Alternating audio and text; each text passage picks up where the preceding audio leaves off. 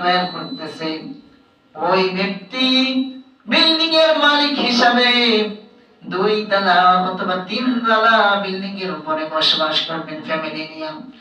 ওই ব্যক্তি যদি 1 লক্ষ টাকা হাটের মধ্যেও বসবাস করেন, ওই ব্যক্তির মরণ হতে পারে কি পারে না? যদি ওই লোকটার মরণ হয়, ওই লোকটার আসল বাড়ি কোথায়? এই বিল্ডিং না কবর? ওই ব্যক্তির আসল বাড়ি হইল কবর। কথা বলেন ঠিক না বলি? এই দুনিয়াতে আমরা থাকতে পারবো না, সবাই একদিন অন্ধকার কবরে চলে যেতে হবে।